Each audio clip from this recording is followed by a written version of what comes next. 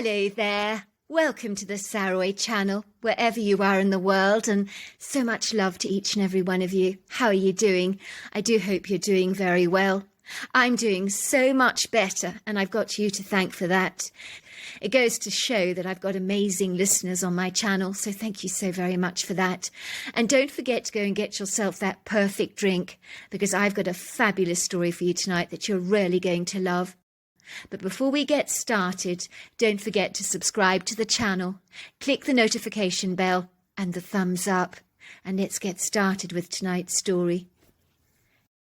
Dear Sarah, and all your lovely listeners, I stare out of the large floor-to-ceiling windows of my Seattle apartment block, overlooking a bustling, busy street, thronging with vibrant activity, not too far away from the Space Needle. I'm very fortunate to be living in a prime location of Seattle, with such fabulous transfixing views over the city, where I can watch the buzzing swarms of people walking up and down the street, some in a hurry, others much more relaxed in their approach. I can see a stylish-looking woman, elegantly attired in loose cotton pants and a very smart blue woolen sweater. She's walking her 3 dogs, a very large white poodle that looks magnificent as her hair has been styled by a top Seattle groomer, and even the dog walks with a swagger, as if she knows she looks good. Then there's a little Boston Terrier, along with a Yorkshire Terrier, who has also been neatly manicured. I happen to know the woman personally. Well, not that well, but I've bumped into her a few times in the apartment lift. I think she lives here on the 3rd floor, as sometimes I've heard the Yorkshire Terrier yakking quite loudly. He can make quite a noise sometimes for one so small, but I don't mind at all. I'm mollified and consoled by the noises of life. It seems comforting watching her taking her dogs for a walk. It makes my life seem a lot more normal. There's a street vendor frying chicken on one of the grills, calling out, "Best chicken kebabs in Seattle or your money back." He's always industriously making chicken kebabs, and at this hour of the morning a couple of people are actually buying them from him. It's 8 o'clock in the morning, for goodness sake. Who eats chicken kebabs at this time of the morning? But nothing surprises me. This is Seattle, and some people have quirky habits here. One thing that never transmutates here is the quintessential love of coffee. There's a prepossessing, rather quirky coffee shop in my field of vision, and a long line of people gathered to pick up their regular morning portable coffees in the familiar pale brown plastic coffee containers with their lids. I see people walking away with their coffees clasped in their hands, with a steaming mist rising up in the air, and brown paper bags clutched in their hands. I happen to know that their pecan nut pie donuts are the best in the entire world. The owner let me into a secret once, telling me there's potato flour in those donuts. They're the lightest donuts I've ever tasted. I observe the people curiously making their weary way to work every morning. I see the same people day after day, with the same familiar faces plodding down the same charcoal ribbon of pavement. This is a glimpse or coup d'oeil of real life that I've been sheltered from for so long. Sometimes I watch people with my binoculars to get a close-up personal look at them. I feel almost as if I know them, as I see them every single day. Well, almost. It's not that I'm a complete weirdo, getting my kicks from watching other people's activities. But then again, maybe I am. But it certainly makes my rather monotonous monochromatic day far less beige, pedestrian and nondescript, rather like a splash of bright red colour on a black and white canvas. I feel like an outsider, cocooned in a glass bubble or cage, watching the world go by, with the repetitive jejune drudgery of my daily monotonic, somewhat ponderous routines, whistling the same laborious tunes day after day. How I wish things could be different for me, and that I could be part of this flamboyant rich tapestry. Instead, I'm like the frayed piece of wool that went astray and was dismissed by the weaver, whom overlooked me as being an intrinsic thread that did not deserve to be part of this fabulously engaging tapestry called life. So she left my thread lying caught up in her sewing basket, abandoned, estranged, forsaken, and forgotten. I can see a woman interacting with her friend on the street corner in earnest conversation. I've seen them many times before. They're very good friends most of the time. Today they're talking garrulously together. They seem close, but this morning one woman looks affronted, She storms away belligerently, as if her friend's words have offended her. I wonder what she said to cause so much upset. The other woman stands her ground, shaking her head indignantly. She straggles behind her friend, who has left her trailing far behind, as she takes purposeful, fast strides. I reflect sorrowfully to myself that it was not long ago it was me dashing down that same road, elegantly clad in a very smart black jacket and pants that elegantly flared at the bottom, with a crocodile skin briefcase in my hand. It was me standing among the queue in the coffee shop to pick up my morning latte and my favourite pecan nut pie donut. I had looked every part the high-flying business executive, and nothing was ever going to stop me from reaching the stars. I was ambitious, resolutely determined to succeed. At the time, I was placed in charge of running an illustrious, high-profile French cosmetic house here in Seattle, with regular trips to the mother company in Paris, where I would be wined and dined by my French hosts at fabulous restaurants along the Champs-Élysées. It certainly was a dream job. I worked so hard to acquire it. I had applied blood, sweat and tears in my desire to succeed, without stepping on anyone's toes in the process, as ethics is incredibly important to me in every regard. Furthermore, I was passionate about the products we were promoting, as some of the treatments were literally cutting edge, with very sophisticated delivery systems, or what we call in the cosmetic industry excipients, which are easily absorbed by the skin. But as soon as I had landed this incredible position, 6 months later my whole life had come crashing down on me like a pack of cards. In the beginning it had been so ingeniously subtle, rather like a cheetah stealthily ambling forward in the undergrowth towards its oblivious prey. Moreover, it had crept on me overnight. At first I had found myself overwhelmed with an unfathomable exhaustion, and then slowly but surely I began to suffer from insufferable aches and pains that got considerably worse. I put my fatigued, emotionally drained state down to tiredness and exhaustion. Perhaps I'd been burning the candle at both ends, as I put my heart and soul in my job, so it wasn't so surprising that I was tired, was it? It would seem that even after sufficient rest, I was still far too exhausted to even climb out of bed. Everything became such a monumental struggle, a laborious effort. It was as if I was thrown into the ocean and was fighting to keep my head above water, but gradually becoming weaker and weaker and weaker, so I could barely hold my head above the surface of the water anymore, until slowly and surely I began to sink. At the same time I began to fear the worst for my health, as I instinctively sensed something was terribly wrong with my body. It left me feeling very unsettled. Perhaps I had cancer. I mean, what had the power to literally ransack, plunder my energy like this, engendering every bone in my body to ache? I was only 36 years old, for goodness sake, but I felt as if I was turning 86, for I hobbled around my elegant apartment, rather like an old lady. After a plethora of tests, cancer was thankfully ruled out, but I was informed that I had chronic fatigue syndrome. Some medical professionals don't even diagnose it as a real, authentic condition, but believe me, anyone who has suffered from this condition will gladly affirm that it is very definitely real. There is nothing fictitious about it at all.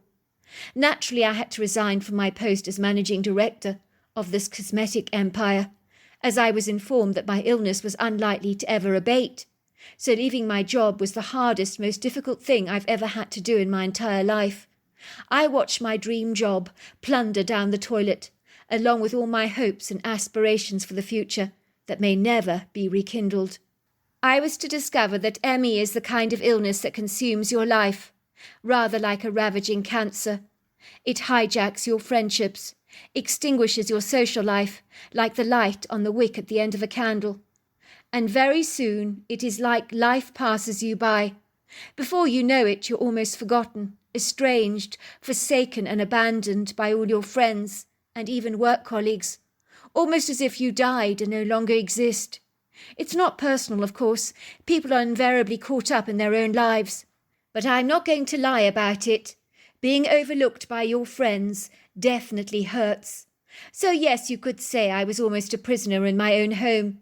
It was a monumental effort to ever leave the apartment, although on rare occasions, when I was having a good day, I'd manage to get out for a breather and go shopping for a couple of hours. But any efforts like this can knock you out so hard, you feel as if you've run a marathon.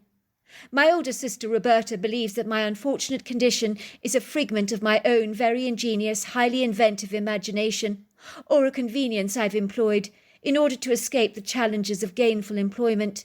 It is my clever way of ducking out of society at the expense of the taxpayer. That's how she perceives it. She's also angry that my father is paying the monthly rentals on my Seattle apartment, but my parents assure her that if she was the one that was unwell, they'd be doing the very same for her. But she says she doesn't believe that for a moment, and is offended that I've landed on my feet, or in the honey pot, as she puts it. I have naturally assured her that there is nothing sweet about my life these days, but she's not buying it for a moment. She's impervious and incognizant of other people's feelings. She's one of those blunt, brusque people that says exactly what she thinks, and is not prepared to employ any tact or diplomacy in her conversations with others. In truth, she's the kind of person who can tear up her friendships faster than a paper shredder. Ostensibly, she's upset people all her life, ruffling up people's feathers, causing offence wherever she goes, rather like a large industrial bulldozer, demolishing everything in its wake. I remember when I was a little girl, she told our next-door neighbour she was the fattest woman she'd ever seen, and she told my mother's best friend that she stank of mothballs. It's like she's employed no tactful filter in her life to consider the feelings of others that can so easily be hurt. She's unwittingly perplexed as to why she has no friends, why most of her relationships with men don't last 2 minutes, and even my own parents can only take her in small doses before they've had quite enough of her. "I know exactly what's going on here, Evie," she says to me pointedly. "You're afraid of success, are you not? You get this fabulous job running this cosmetic empire, then it all just goes to seed when the job gets too much for you. So instead of looking like an incompetent non-achiever, like you clearly are, you expediently invented the spurious illness so that you could fallaciously bow out of your job gracefully, with your head held high. I know what this is. You couldn't handle it at the top, could you? You just don't have what it takes to succeed. You haven't got bottle or broom, they call it, like I have. My guess is you fancy mooching around lazily, hanging around this grandiose apartment all day, watching Days of Our Lives on television, and stuffing your face with popcorn. It's all right for some, isn't it? Some of us actually have to work for a living, you know." She says this, her voice sounding decidedly peeved. I can feel my blood boiling at my treacherous sister's scathing comments. There is a part of me that wants to slap her across the face so hard. She has no idea how much I long to be part of the workforce again, how much I miss my prominent position in the cosmetic company. I despise this illness that is sucking the life out of me like a blood-sucking leech. But my sister has no compassion, no empathy. I watch her droning on and on at me as she garrulously natters away, her mouth moving up and down like a silent movie. I know she's saying something derogatory and condescending, but my ears are deaf to her words. I've learnt over the years to switch off Radio Roberta before her words become too cutting, too insufferable. I think my parents sagaciously have learnt to employ similar tactics. It's the only way to survive her acrimonious, scolding verbal assaults, to emerge from one of Roberta's debilitating attacks, incorrupted and unscathed, with your dignity still intact. The best thing to do is to switch off and go blank, which of course means that Roberta thinks no one ever listens to her, and it drives her crazy. "Did you hear me, Evie?" she snaps angrily, looking at me with round, belligerent eyes. "Why is it, sis, you never listen to me? You're as bad as Mum and Dad. They're always drifting off to La-La Land when I'm talking to them. It drives me completely insane. Why doesn't anybody ever listen to me?" "Maybe it's because you haven't got anything nice to say," I say. "Your words are always stinging like a bluebottle jellyfish or a hive of angry hornets. You have no filter, Roberta. That's your problem. You're always upsetting people. Why do you think you have no friends?"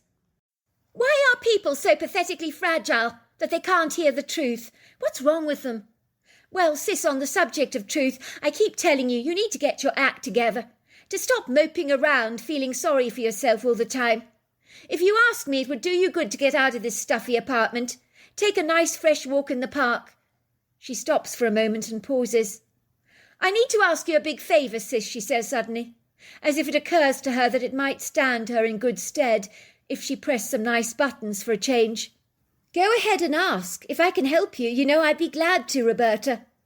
"Well, I've got a busy few days ahead of me in the offices. We're doing the marketing for a high-profile up-and-coming company. I'm literally run off my feet at the moment, negotiating deals left, right and centre. Stuff is busy, busy, busy. I need to drop Evan off at your apartment every morning at about 6 o'clock sharp. It's the school holidays, you see. I'm far too busy to keep an 8-year-old brat entertained all the time. I thought, with your being in this apartment all day, that he could stay with you during the day. I've got 1,001 things to do at work. Rob cannot help either. His landscaping business is bursting at the seams. It's hectically busy these days. We can't leave Evan on his own all day. I'm sure you appreciate he needs adult supervision all the time. So if you could look after him, I'd be immensely grateful. You'd be doing me an enormous favour. But you live in a lovely farmhouse, Roberta. There's so much for your son to do in nature compared with hanging around his boring aunt all day in an apartment. Haven't you thought of hiring a nanny in the circumstances?" My sister scoffs. I can see her oval jawline clenching tightly. "Don't be ridiculous. Evan is 8 years old. 8-year-old boys don't need nannies. He's not a baby anymore. He needs a babysitter, and you're perfect for the job." She pauses for a moment and puts her hands on one of her hips in a gesture of defiance, her eyes almost glinting with rage. "I know what this is all about, sis. The truth is you're too damn idle to even leave this apartment. Too bloody lazy to look after my son. I expected as much from you. I can't believe you got Mum and Dad eating out of your hands. Mind you, they've always been big softies as far as you're concerned. Oh, poor Evie this, poor Evie that. It's so pathetic, really pathetic, and they're lapping it all up like there's no tomorrow.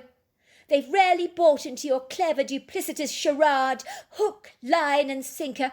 But I don't buy it, none of it. You were always the lazy, lackadaisical one growing up. Nothing's changed, has it? You just want to float around this apartment all day like a hot air balloon. You want to sail through life, doing whatever tickles your fancy, while the rest of us pay our taxes to keep you wrapped up in clover, like pigs in blanket. It makes me bloody sick, it really does. Roberta, could you please refrain from using such foul language? Of course I can look after Evan for you, but I do get tired. The pain I experience is really insufferable at times. It might be boring for him hanging around with me all day. That's what I'm trying to tell you. I mean, I'm not in a great position to take him to the zoo or to go off and have a milkshake, unless I'm having a good day. If I'm having a good day, then that's what I will do. But my condition is unpredictable and tumultuous at the best of times, much like the weather. There are no guarantees about anything. My sister's demeanour softens. He'll be absolutely fine. All he needs is a little adult supervision. He's very independent. He has his Xbox with him to keep him busy, his tablet, and then there's a television. He knows how to keep himself entertained, so you've got nothing to worry about on that score. You just need to keep an eye on him between dozing off in your bed all day like a lazy slug. And of course you need to feed him. I'll pick him up at 5:30 every day after work."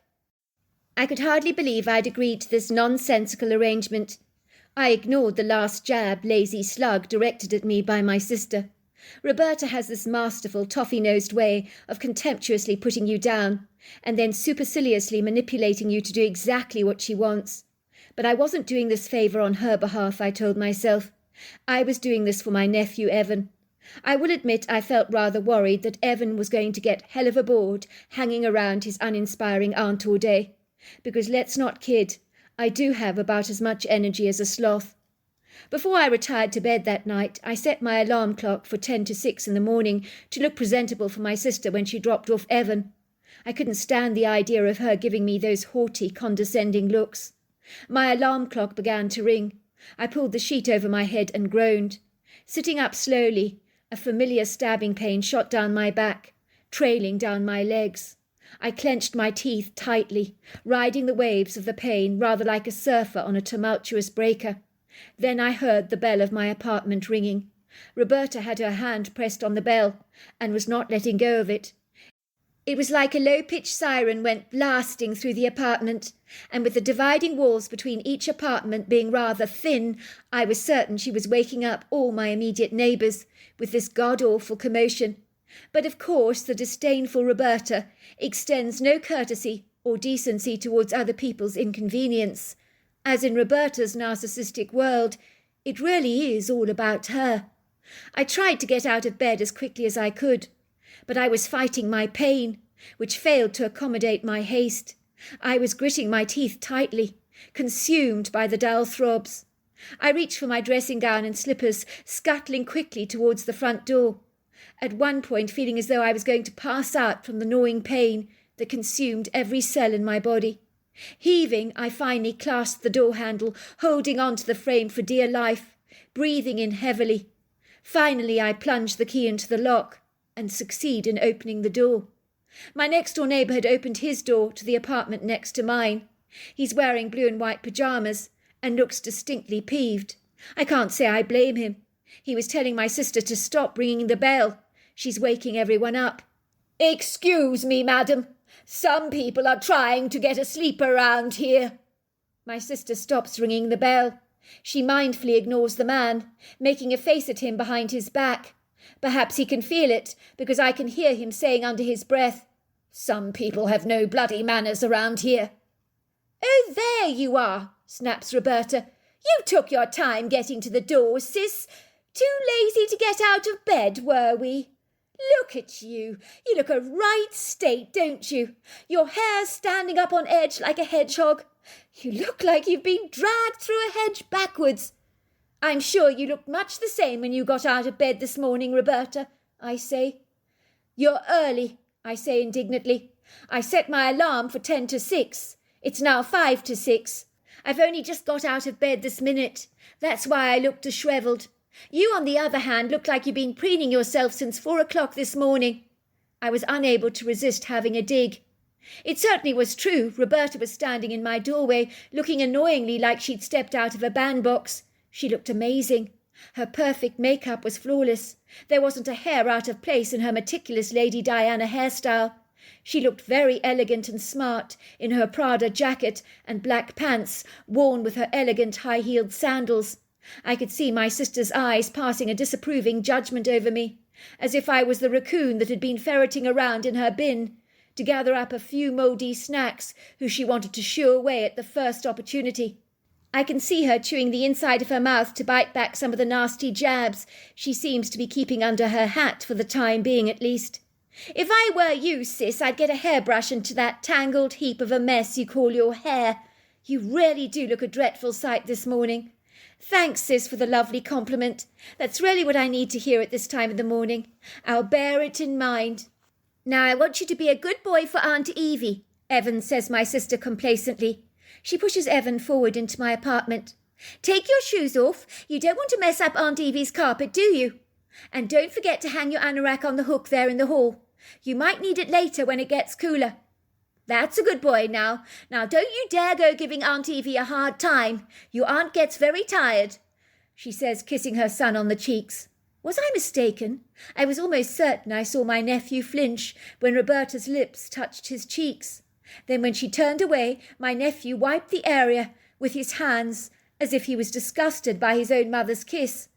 I wasn't certain what to make of that, but then again maybe boys hated being kissed. Thanks, Evie, she says. You really are a lifesaver. I truly appreciate this. I watch her glancing at the time on her cell phone, scanning through her messages. She stands there like a waxwork statue as she reads all her messages. Oh, that's the office, she says. I better get a move on. I'm running late, very late. I watch her revving up her efficient, slender, finely tuned human engine, dashing down the long flight of steps, wilfully ignoring the lift. She totters down them with a clip-clop of her heels. For a brief moment, I feel the green-eyed monster rearing its ugly head. How I wish I could get up like my sister, embracing the world filled with a zealous, enthusiastic energy, without being overtaken by this god-awful pain all the time, the unrelenting fatigue that renders me unable to function normally in my everyday life, as I am a victim to the dictates of my own body. Over the next few days, Evan begins to relax in my apartment. We begin to develop a firm friendship. He becomes very excited when I suggest we play card games together. He seems bewildered that I make the extra effort to be accommodating to him, to attend to his every need. I begin to get the sense that he's not used to receiving so much personalised attention, which makes me quite sad. I suppose my sister is so caught up in her own world, she doesn't have much time for her son. "You mean you'll play with me, Aunt Evie?" he asked, looking surprised. "No one ever plays with me. Whenever I play board games, I have to become the other player." "Does your mum never play games with you?" I ask, looking surprised. "What about Rob?" "No, Mum never plays games with me. She says they're silly. She never plays anything with me.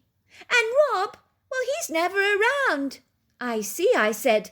"Well, let me assure you, Evan, games aren't silly at all. Just take what your mother says with a pinch of salt, will you? Your mother can be rather insensitive and hard-hearted sometimes, but you mustn't let it get you down. Let's just say prudent discretion and tact are not her strong points, shall we?" When Evan wins our board game, he becomes ecstatic. It's hard to wipe the cheeky grin off his face. "I won, Aunt Evie," he says with delight. "I won! Yay! I won!" "Don't look so incredulous, Evan. You're as bright as a button, very sharp and shrewd. I'm not surprised at all you won. You're a clever boy." Evan looks stunned. "Do you really think I'm clever, Aunt Evie?" he asks me. "Mummy says I'm stupid all the time." At this appalling revelation, I'm visibly upset and disturbed. "Stupid? You're not stupid. You're the brightest, most discerning 8-year-old boy I know. I doubt me or your mother were as clever as you are at 8 years old." Evan looks thrilled by my comments, but I feel anger surging through my veins. My sister should never ever be calling her son stupid. After we finish our board games, I bring in a large tray of chocolate biscuits and some jingling glasses of orange squash filled with Monster Man ice cubes. And I agree to watch some television with my nephew. "You mean you're going to watch TV with me, Aunt Evie?" He hands me the control, which I pass back to him. "You decide what we watch," I say. Evan looks bewildered. "You mean I can choose what we watch as well?" "Of course. Go ahead. Choose something you want to watch." "Aunt Evie, you're the best. I thought it would be so boring staying with you, but I really, really like it here." "Good, I'm glad," I say. "If you must know, Evan, I'm glad you're here as well. I'm thoroughly enjoying your company. It's so fun having you around." Evan loves wildlife, so I'm not surprised he's chosen to watch a safari scene in Africa. Before long, we are both mesmerised and gripped by the extraordinary story. Tears are shed for the old wounded male lion, whom has sired many of the Serengeti's most phenomenal lions, but now his illustrious reign has so sadly come to an end. He had been attacked by 2 male brothers, who had become powerful, tenacious and strong, and had wilfully overtaken the lion pack by seriously injuring the older male, whom ruefully hobbles away from the scene, badly injured, knowing that his sovereignty as the dominant male is now finally over. He looks so wistfully melancholy as he walks into the wilderness with his long, glorious dark mane swaying in the wind. He knows he's lucky to be alive, for most are not so fortunate and are left to die of their lethal wounds. He's exhausted and fatigued, his mouth dappled by red blood. He lets out a final roar. Then he trudges away to recuperate somewhere, to lick his wounds. The rest of his days will be spent a loner, wandering around the African wilderness solo, unless he's fortunate enough to team up with another old male. Evan is crying after he watches the 2 splendid-looking large males killing all the young lions in the pack, while the female mothers fight back to protect their young, but to no avail, for they are no match for this powerful duo. "Why did those 2 horrible male lions have to kill the young baby lions, Auntie Evie? It's cruel." "It's nature," I explain. "You see, they want to mate with the females and procure their own genetic family line. They need to get the young ones out of the way, so that the females will quickly come into season. So while the mothers are nursing the cubs from the previous male, that won't happen. Besides, they don't want any competition around, and the other male cubs, they're a threat." But it's not fair, pipes Evan. It's cruel. The tears spilled down his face. Nature can be cruel, Evan, I said. It's survival of the fittest in the natural world, you see. Good job we don't live like that as humans, or I'd have been eaten a long time ago. I laugh. You see, in the wild, animals like lions, coyotes, wild dogs, wolves, and even crocodiles always go for the weak animals first. It's how nature works. So you think if you were a wild animal, Aunt Evie, you would be dead already? Absolutely, because I'm physically weak. I'm always in pain. In the natural world, an animal like me wouldn't last 2 minutes. I'd have been eaten a long time ago. It's nature's way of weeding out the sick, elderly and ill. It's a very efficient process that works well. Mummy says you're making your illness up because you're lazy and you want people to be very sorry for you. She says you want people like her to pay for you to sleep and watch TV all day. Just ignore your mother, Evan. She doesn't know what she's talking about. She thinks I'm making up my illness, but I'm not. And I'm not lazy. When I'm up and about, I try to keep busy. Your mum's just being very judgmental. I know you're not making up your illness, Aunt Evie, says Evan. I see you're in pain in your face sometimes. My mother can be horrible, he admits. Really horrible. No one likes her. Some of the boys in my class say their mother says my mother's a bitch. Well, as long as she's not horrible to you, that's all that matters, I tease. For a moment, Evan says nothing. He remains stoically silent. He quickly starts flicking through the television, with the control like an avoidance tactic, almost as if discussing his mother is not a subject he eagerly wants to broach too deeply. His behaviour makes me affirm that my sister's jagged, poisonous tongue has been all too eagerly amply employed with her own son. But am I surprised about this? No, not really.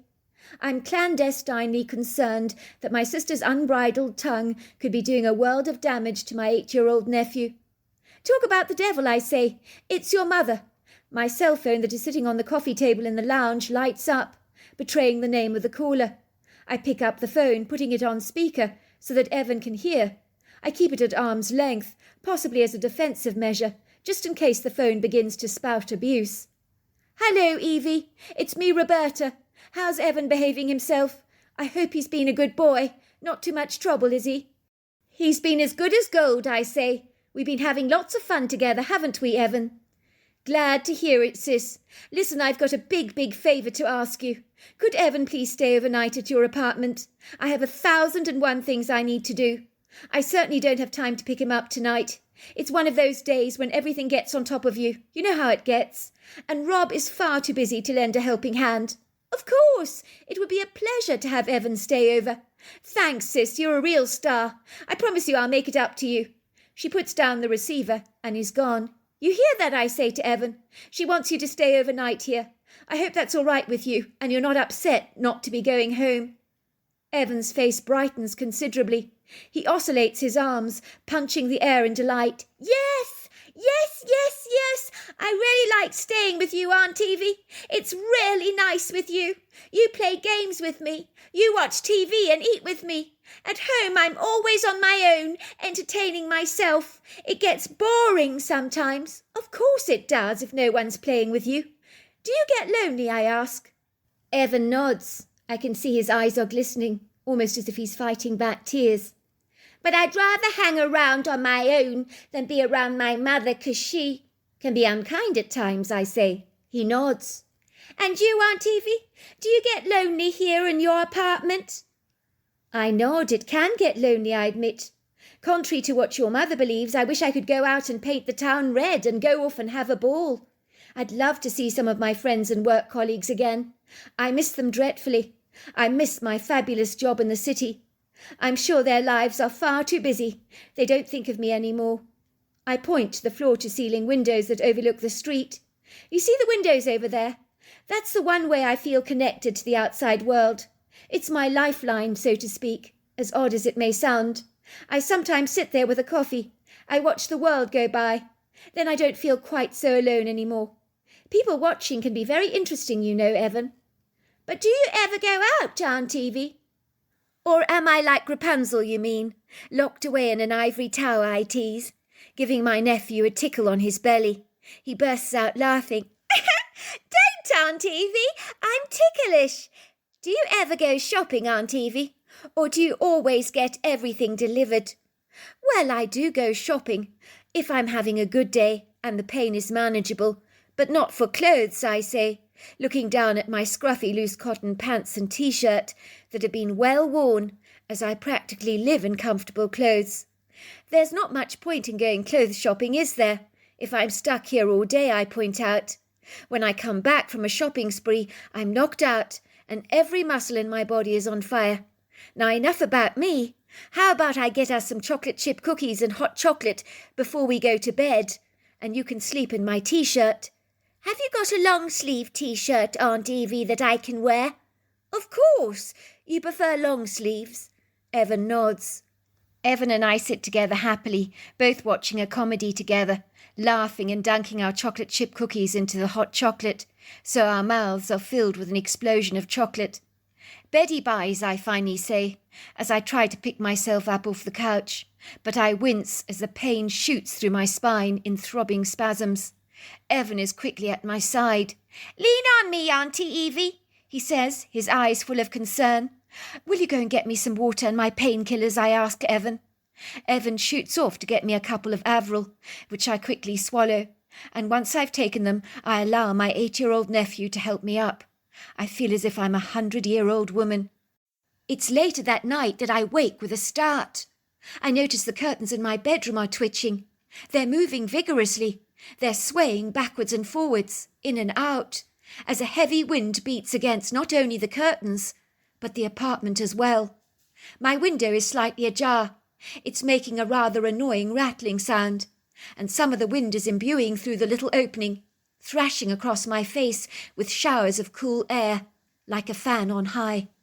I know I need to close that window quickly, before all the china on my dressing table hits the ground and smashes into 1,000 smithereens. It's happened before on a windy night. I can hear things crashing down on the street below. The blustering gusts of wind pick up a vigorous, speedy momentum. It's possibly blasted and blown the contents of the street bin out of their holdall onto the street. I can hear tin cans jangling and clanging as they roll down the charcoal asphalt. I decide that it's the wind that must have woken me up. But the soft silvery moonlight dancing through my bedroom window lights up a small shadowy figure standing at the bottom of my bed. Then I recognise the silhouette. It's my nephew Evan. His face looks so affrighted. His eyes are as wide as an owl's. And to my horror, he's trembling like a jelly. Well, there we are. It gets very exciting, and that's why it's been obviously made into 2 consecutive stories, because it's very long and we don't want to miss out all the exciting details. So we continue tomorrow night with the rest of the story. Until next time, good night and goodbye.